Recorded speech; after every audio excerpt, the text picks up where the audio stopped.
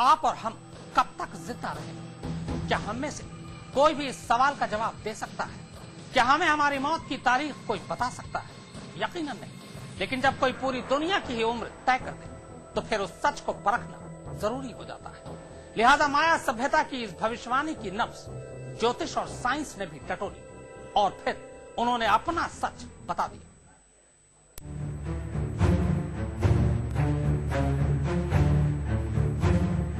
पृथ्वी का वजूद कब से है? जिंदगी ने इस धरती पर पहली सांस कब ली थी?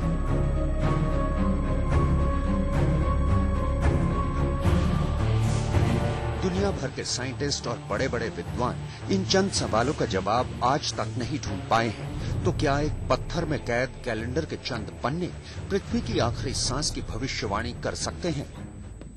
माया सभ्यता के इस कैलेंडर में जज्ब इस एक तारीख ने जाने अनजाने में कुछ ऐसा ही कर दिया है।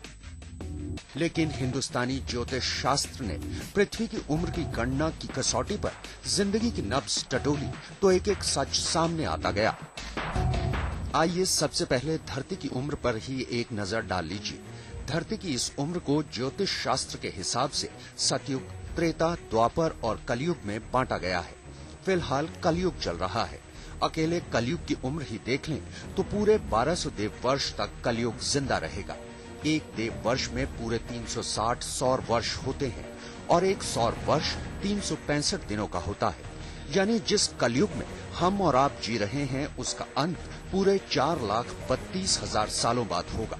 ये वो तथ्य हैं जिन्हें सिर्फ ज्योतिष ही नहीं बल्कि नासा तक मानता है। नासा की गणना भी इससे मेल खाती है।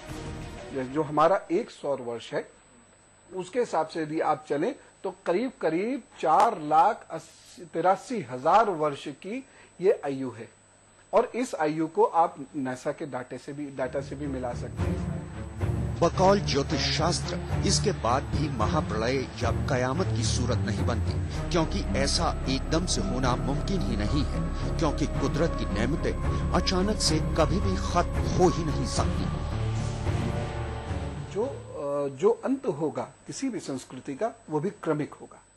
एकदम डेडलाइन नहीं हो सकती कि रात में हम चंद्रमा देख के सोए और सुबह का सूर्य हमने नहीं देखा, ये संभव ही नहीं है। इसके लिए सबसे पहले सूर्य की गर्मी में बदलाव आएगा जो अकेले कई 100 वर्षों तक चलेगा। फिर एक एक कर चुंबकीय और गुरुत्वाकर्षण शक्तियां खत्म होंगी। इसके बाद बारी आएगी वातावरण में फेरबदल की और इसमें भी न जाने कितने 100 साल लग जाएंगे।